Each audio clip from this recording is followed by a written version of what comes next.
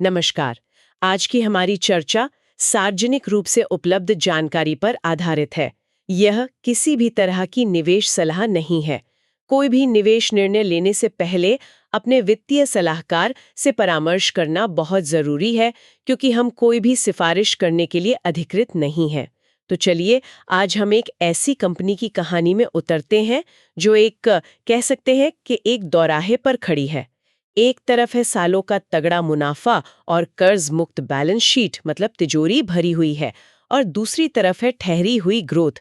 ऐसा लग रहा है जैसे गाड़ी एक ही गियर में अटक गई हो, और इस ठहराव को तोड़ने के लिए कंपनी एक बहुत बड़ा, महंगा और शायद जोखिम भरा दांव खेल रही है। कंपनी का नाम है ज्योति रेजिन्स एंड एडहेसिव्स। आपने शायद इसका ब्रांड यूरो 7000 सुना होगा। हाँ, लकड़ी चिपकाने वाला गोंद। बिल्कुल। तो आज हम इसी दांव की पड़ताल करेंगे कि क्या ये कंपनी अपनी आरामदायक स्थिति से निकलकर एक राष्ट्रीय चैंपियन बन पाएगी, या फिर ये एक महंगी गलती साबित होगी। चलिए, इस दिलचस्प कहानी की गहराई में उतरते हैं। तो शुरू करने के लिए, ये कंपनी आखिर करती क्या है और अब तक का इसका सफर कैसा रहा है? देखिए, ये कंपनी मुख्य रूप से लकड़ी चिपकाने वाला सफेद गोंद बनाती है।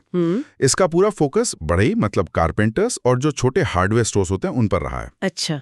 1994 में शुरू हुई इस कंपनी ने धीरे धीरे अपना एक मजबूत नेटवर्क बनाया है, और हाल ही में इन्होंने एक बहुत बड़ा कदम उठाया है। वो क्या? अपनी उत्पादन क्षमता को 250 टन प्रति माह से सीधे 2000 टन प्रति माह तक ले गए हैं। क्या कह रहे हैं? मतलब लगभग 8 गुना? हाँ, 8 गुना। 8 गुना? ये तो बहुत बड़ा उछाल है। इसका मतलब है कि बिक्री भी आसमान छू रही होगी। हाल के नतीजे क्या कहते हैं? यहीं पर कहानी दिलचस्प हो जाती है। हम्म। राजस्व मतलब रेवेन्यू लगभग 72.3 करोड़ पर सपाट रहा है। सपाट? हाँ, पिछले साल की इसी तिमाही से सिर्फ 1.7% ज्यादा। हाँ, अगर पूरे 9 महीनों को देखें तो 7.9% की बढ़ोतरी है, जो ठीक ठाक है, पर कोई तूफानी ग्रोथ नहीं दिखती। एक मिनट, मुझे ये समझ नहीं आ रहा। एक तरफ वो अपनी फैक्ट्री का साइज 8 गुना बढ़ा रहे हैं, और दूसरी तरफ बिक्री लगभग ठहरी हुई है। ये तो कुछ गड़बड़ लग रहा है। और मुनाफे का क्या हाल है? आपने बिल्कुल सही नस पकड़ी है। अच्छा। मुनाफे पर तो बहुत बड़ा दबाव है। ईबीटीआ मार्जिन, जो कि कंपनी की ऑपरेशनल प्रॉफिटेबिलिटी को दिखाता है, वो पिछले साल के 31.6% से घटकर इस तिमाही में 26.1% रह गया है। ओ, ये तो काफी गिरावट है। और शुद्ध लाभ यानी नेट प्रॉफिट, वो तो लगभग 19.4% कम हो गया है। तो संक्षेप में, कंपनी उतना ही माल बेच रही है, लेकिन उसे बेचने में अब कहीं ज्यादा पैसा खर्च कर रही है, जिससे मुनाफा घट रहा है। एकदम सही। तो इसका मतलब है कि बिक्री लगभग वैसी ही है, लेकिन उस बिक्री को हासिल करने के लिए कंपनी अब बहुत ज्यादा खर्च कर रही है। ये पैसा जा कहाँ रहा है? इस खर्च के पीछे की रणनीति क्या है? ये पैसा 2 मुख्य जगहों पर जा रहा है। एक तो विज्ञापन, और दूसरा डिस्ट्रीब्यूटर्स को दिए जाने वाले इंसेंटिव। और ये कोई अचानक लिया गया फैसला नहीं है, बल्कि एक सोची समझी रणनीति है। मैनेजमेंट का मानना है कि उन्हें अगर राष्ट्रीय स्तर का ब्रांड बनना है, तो उन्हें थोड़े समय के लिए मुनाफे की कुर्बानी देनी होगी। अच्छा, तो ये जानबूझकर किया जा रहा है? बिल्कुल। उनका लक्ष्य है विज्ञापन पर खर्च को रेवेन्यू के 4.5% से बढ़ाकर 7-8% तक ले जाना। और इसी रणनीति का सबसे बड़ा चेहरा है पंकज त्रिपाठी। हाँ, वो अब टीवी और होर्डिंग्स पर भी आ गए हैं। ये तो उनकी पुरानी पहचान से बिल्कुल अलग है। पहले तो वो सिर्फ बढ़ई और डीलरों से ही बात करते थे। ये इतना बड़ा बदलाव क्यों? बिल्कुल। ये कंपनी के लिए एक बहुत बड़ा शिफ्ट है। पहले उनका पूरा मॉडल पुश पर आधारित था। पुश मतलब? मतलब सेल्स टीम और डिस्ट्रीब्यूटर के जरिए अपने माल को बाजार में धकेलना। अब वो पुल स्ट्रैटेजी अपना रहे हैं। पुल मतलब ग्राहक खुद मांगे? हाँ, वो चाहते हैं कि ग्राहक खुद दुकान पर जाकर कहे, भैया यूरो 7000 देना।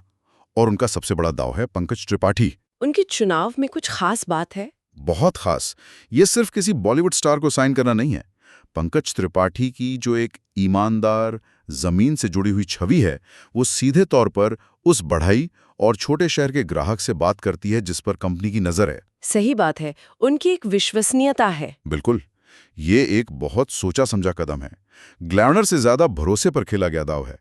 वो एक ऐसा चेहरा है जिस पर उनका टारगेट ऑडियंस भरोसा करता है।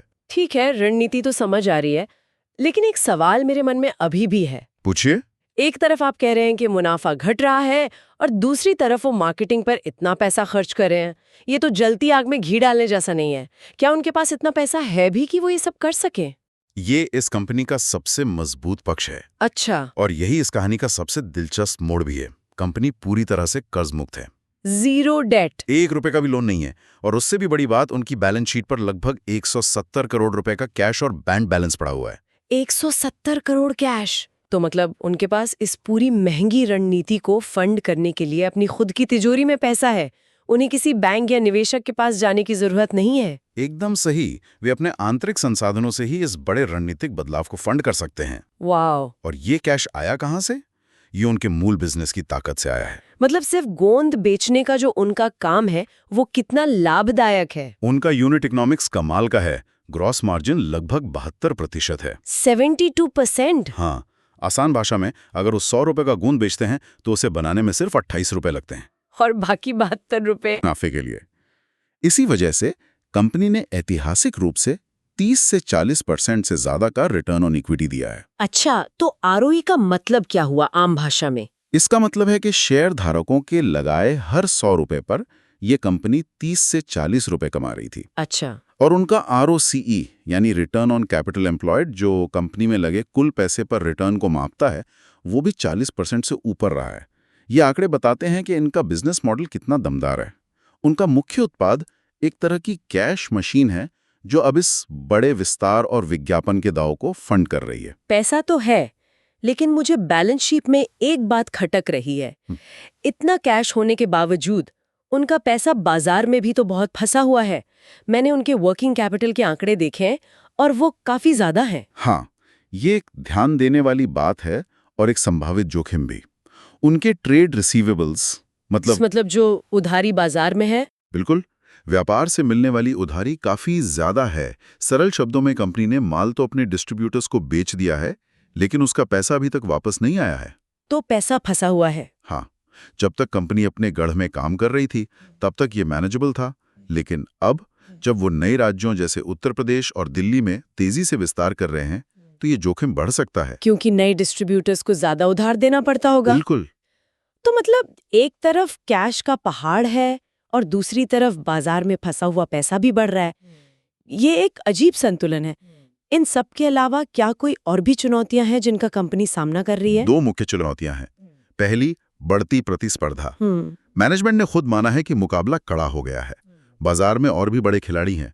जैसे जैसे ज्योति रेजिन्स नए इलाकों में जाएगी, उसे कीमत को लेकर और डिस्ट्रीब्यूटर्स को दिए जाने वाले फायदों को लेकर और आक्रामक प्रतिस्पर्धा का सामना करना पड़ेगा। और दूसरी चुनौती? दूसरी और शायद ज्यादा महत्वपूर्ण बात, गवर्नेंस यानी कंपनी चलाने के तौर तरीकों से जुड़ी है। गवर्नेंस, उसमें क्या दिक्कत है? हाल ही में निवेशकों के साथ एक चर्चा में शेयरधारकों ने कुछ गंभीर सवाल उठाए। उन्होंने एक ज्यादा प्रतिष्ठित ऑडिटर नियुक्त करने की मांग की और निवेशकों के साथ बेहतर संवाद स्थापित करने की भी मांग की। ये तो गंभीर बात है। इसका क्या असर पड़ सकता है? देखिए, इसका सीधा असर बड़े निवेशकों पर पड़ता है।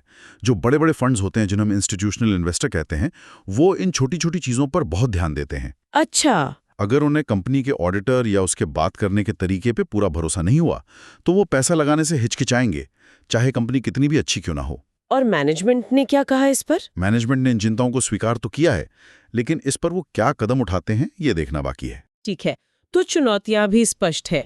अब भविष्य की बात करते हैं। इन सब को देखते हुए आगे का रास्ता क्या है? कंपनी की योजना क्या है? योजना काफी स्पष्ट है और उसे हम कुछ हिस्सों में बांट सकते हैं। निकट भविष्य में, मतलब अगले कुछ महीनों में, उनके 3 मुख्य लक्ष्य हैं। पहला, अपने मौजूदा प्लांट का विस्तार पूरा करना, जिसे ब्राउनफील्ड एक्सपेंशन कहते हैं। ब्राउनफील्ड एक्सपेंशन मतलब मौजूदा फैक्ट्री में ही और मशीनें लगाना। हाँ, बिल्कुल। जब आप मौजूदा जमीन या फैक्ट्री में ही विस्तार करते हैं तो उसे ब्राउनफील्ड कहते हैं। और नया प्लांट? जब आप बिल्कुल नई जगह पर जीरो से नई फैक्ट्री बनाते हैं तो उसे ग्रीनफील्ड कहते हैं। तो पहला लक्ष्य ये ब्राउनफील्ड विस्तार पूरा करना है, जिससे उनकी क्षमता 350 टन प्रति माह हो जाएगी। और दूसरा, चौथी तिमाही में बिक्री की मात्रा में बढ़ोतरी दिखाना बहुत जरूरी है, ताकि बाजार को भरोसा हो कि ग्रोथ वापस आ रही है। और तीसरा और सबसे बड़ा इम्तिहान ये साबित करना है कि पंकज त्रिपाठी पर किया गया खर्च उत्तर प्रदेश और दिल्ली जैसे नए राज्यों में बाजार हिस्सेदारी में बदल रहा है या नहीं। और अगर हम थोड़ी लंबी अवधि की बात करें तो? मध्यम अवधि में उनका लक्ष्य 500 करोड़ रुपए के राजस्व तक पहुंचना है। और मैनेजमेंट ने ये भी संकेत दिया है कि 2027 के बाद वे एक नए ग्रीनफील्ड प्लांट पर भी विचार कर सकते हैं, जिसमें लगभग 40-45 करोड़ का निवेश हो सकता है। तो मतलब वो लंबी सोच रहे हैं। हाँ, ये दिखाता है कि वे सिर्फ अगले 1-2 साल के बारे में नहीं, बल्कि लंबी अवधि के विकास के बारे में भी सोच रहे हैं। इतनी नकदी के साथ क्या शेयर धारकों को सीधे कुछ लौटाने की भी योजना है? मतलब निवेशकों ने भी तो पूछा होगा कि कंपनी शेयर बायबैक या डिविडेंड क्यों नहीं देती। ये एक बहुत ही प्रासंगिक सवाल है और हाँ, निवेशकों ने बायबैक की मांग की है। तो मैनेजमेंट क्या कहता है? मैनेजमेंट का कहना है कि उनकी पहली प्राथमिकता विकास में पैसा लगाना है, जो कि एक बढ़ती हुई कंपनी के लिए स्वाभाविक भी है। लेकिन उन्होंने ये भी कहा है कि वे बोर्ड में इस पर चर्चा करेंगे। अच्छा। उनका यह फैसला बहुत कुछ बताएगा कि वो पूंजी का इस्तेमाल कैसे करना चाहते हैं, सारा पैसा बिजनेस में वापस लगाकर या उसका कुछ हिस्सा सीधे शेयरधारकों को लौटाकर। और एक बात और, क्या ये कंपनी किसी बड़े स्टॉक एक्सचेंज पर आने की योजना बना रही है? हाँ, ये एक और महत्वपूर्ण डेवलपमेंट है। कंपनी अभी NSE यानी नेशनल स्टॉक एक्सचेंज पर लिस्ट होने की प्रक्रिया में है। उससे क्या फायदा होगा? इससे स्टॉक में लिक्विडिटी बढ़ेगी, मतलब खरीद बिक्री आसान होगी, और कंपनी की विजिबिलिटी भी बढ़ेगी, जिससे शायद और बड़े निवेशक इसकी तरफ आकर्षित हों। तो अगर पूरी कहानी को समेटें तो हमारे सामने एक ऐसी कंपनी है जिसका मूल व्यवसाय बहुत ज्यादा लाभदायक है। बिल्कुल। बैलेंस शीट लोहे की तरह मजबूत और कर्ज मुक्त है, लेकिन हालिया विकास की रफ्तार धीमी पड़ गई है। और इस सुस्ती को तोड़ने के लिए कंपनी मुनाफे की परवाह किए बिना ब्रांड बनाने पर एक बहुत बड़ा महंगा दाव लगा रही है। बिल्कुल। इस पूरी कहानी का सार एक ही शब्द में है, एग्जीक्यूशन, मतलब योजनाओं को अमल में लाना। रणनीति तो कागज पर बहुत अच्छी लग रही है, लेकिन असली सवाल ये है कि क्या वे विज्ञापन पर खर्च किए गए करोड़ों रुपयों को स्थायी बिक्री और बाजार हिस्सेदारी में बदल पाएंगे? सही। क्या वे निवेशकों द्वारा उठाए गए गवर्नेंस के मुद्दों को हल करेंगे ताकि बड़े निवेशक भी कंपनी पे भरोसा कर सकें? ये कुछ वैसा ही है जैसे एक बहुत अच्छा रेस्टोरेंट जो सालों से सिर्फ अपने मोहल्ले में मशहूर था, अब उसने शहर के सबसे महंगे चौराहे पे एक बड़ा सा बिलबोर्ड लगा दिया है। बहुत अच्छा उदाहरण है। खाना वही है, पर अब वो सबको बुला रहा है। सवाल यह है कि क्या लोग आएंगे और बार बार आएंगे? रणनीति बन चुकी है, अब परिणाम देने की बारी है। और श्रोताओं के लिए सोचने के लिए एक विचार छोड़ जाते हैं। जैसे जैसे कंपनियां बड़ी होती हैं, उन्हें अक्सर कम समय के मुनाफे और ब्रांड में लंबे समय के निवेश के बीच एक मुश्किल चुनाव करना पड़ता है। ज्योति रेजिन्स अभी इसी मोड़ पर है। सोचने वाला सवाल ये है कि वो कौन सा बिंदु होता है जब एक रणनीतिक निवेश सिर्फ एक ऊंची लागत बनकर रह जाता है जिसका कोई स्पष्ट रिटर्न नहीं दिखता। यह संतुलन बनाना शायद किसी भी मैनेजमेंट के लिए सबसे बड़ी चुनौती होती है। और अंत में एक बार फिर याद दिला दें कि ये सारी चर्चा सार्वजनिक रूप से उपलब्ध जानकारी पर आधारित है और केवल सूचना के उद्देश्यों के लिए है। ये किसी भी तरह की निवेश सलाह नहीं है। कोई भी निवेश निर्णय लेने से पहले हमेशा एक वित्तीय सलाहकार से परामर्श करें।